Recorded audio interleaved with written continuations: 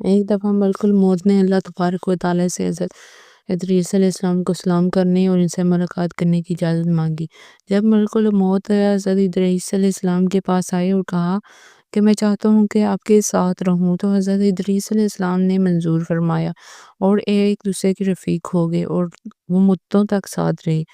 آپ علیہ السلام دن کو روزہ رکھتے جبکہ رات کے وقت حضرت ادریس علیہ السلام کے پاس مانا سرور پہنچ جاتا جسے وہ افطار فرماتے۔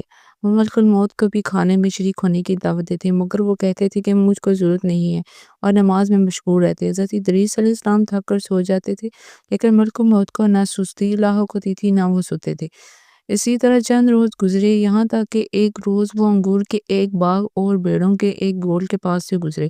ملک الموت نے پوچھا کیا آپ پسند کرتے ہیں کہ ہم بیڑ کا ایک بچہ اس گول سے یا اس باغ سے انگور کے چند خوشے لے آئیں تاکہ آپ شام کو اس سے افطاری کر لیں؟ حضرت ادریس علیہ السلام نے کہا سبحان اللہ، میں تم کو اپنے مال سے کھانے کی دعوت دیتا ہوں تو تم انکار کر دیتے ہو، اور مجھ کو دوسروں کا مال بغیر اجازت کھانے کی دعوت دیتے ہو۔ تم تو میری صحبت کا خوب حق ادا کیا ہے، بتاؤ تم کون ہو؟ کہا کہ میں ملک الموت ہوں۔ تو حضرت ادریس علیہ السلام نے کہا تم سے میری ایک حاجت ہے۔ انہوں نے پوچھا کیا؟ کہا جاتا ہے کہ مجھ کو آسمان پر لے جاؤ۔ تو ملک الموت نے خدا سے اجازت لے کر ان کو اپنے پروں پر بٹھایا اور آسمان پر لے گئے۔ پھر حضرت ادریس علیہ السلام نے فرمایا کہ میری ایک بڑی حاجت بھی ہے۔ پوچھا وہ کیا؟ فرمایا میں نے سنا کہ موت بہت سخت ہے، میں چاہتا ہوں کہ اس کا کچھ مزہ بھی چکھوں تاکہ سمجھو کہ وہی ویسے ہی ہے جیسا کہ میں نے سنا ہے۔ ملک الموت نے خدا سے اجازت لی، اجازت ملنے پر تھوڑی دیر کے لیے آپ کی سانسیں پکڑ لی، پھر ہاتھ ہٹا لیا۔ پوچھا کہ موت کو کیسا پایا؟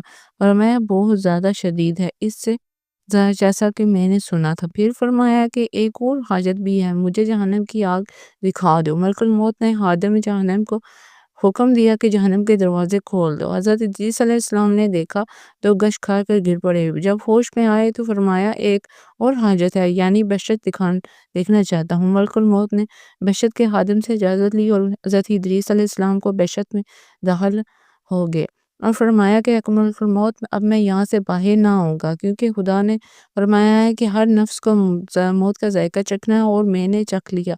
فرمایا گیا کہ تم میں سے کوئی ایسا نہیں ہے جو جہنم کے پاس وارد نہ ہو، اور میں وارد ہو چکا ہوں۔ بہشت کے بارے میں فرمایا کہ اہل بہشت سے باہر نہیں جائیں گے، اور اسی طرح حضرت ادریس علیہ السلام جنت میں رہ گئے اور ابھی تک جنت میں ہی موجود ہیں۔